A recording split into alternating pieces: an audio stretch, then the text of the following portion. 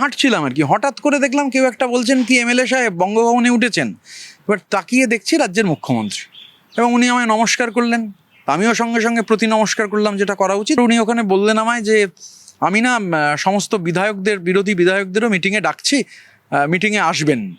তো আমিও বললাম যে খবর পেলে আসবো, এবং ওনাকে প্রতি নমস্কার করলাম। এবার আমরা তো 80 জন বিধায়ক শপথ নিয়েছি, এরকম তো হয়নি যে আমরা শপথ নিইনি।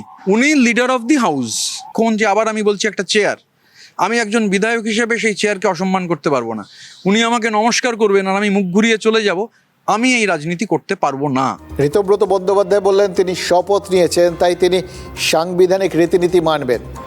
আচ্ছা, একটা কথা বলুন তো, তিনি এবং বাকি 79 জন তৃণমূল বিধায়ক জনতার রায় মেনে সংবিধানকে মান্যতা দিয়েছেন, এটা কেন তাকে আলাদা করে মনে করাতে হলো? এটাই তো স্বাভাবিক। আসলে এর উত্তর পেতে হলে আরও একটা প্রশ্ন করতে হবে। আপনাদের মনে পড়ছে কি, কে জনতার রায়কে অস্বীকার করে এই সাংবিধানিক রীতিকে উপেক্ষা করে হেরে যাওয়ার পরেও ইস্তফা দেননি? প্রশ্নের মধ্যে উত্তর রয়েছে। ঋতব্রত কি ঢিলটা সেদিকেই ছুড়লেন? ভেবে দেখার বিষয় কিন্তু, কারণ যে ভোট চুরির অভিযোগে মমতা বন্দ্যোপাধ্যায় ইস্তফা দেননি, সেই ভোট চুরির অভিযোগ তার দলেরই জয়ী বিধায়কদের কেউ ভুলেও মুখে আনছেন না। গত 2-3 দিন ধরে সংখ্যায় কম হলেও ধীরে ধীরে তৃণমূলের জনপ্রতিনিধিরা পথে নামছেন।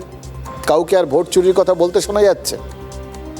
কোভিডের সময় বামেদের একটা স্লোগান শুনেছিলাম, কেউ খাবে আর কেউ খাবে না, তা হবে না, তা হবে না। এবার তৃণমূলের অন্দরে যারা একটু একটু করে সামনে আসছেন, তারাও নাকি বলে উঠছেন কেউ নামবে আর কেউ নামবে না, তা হবে না, তা হবে না।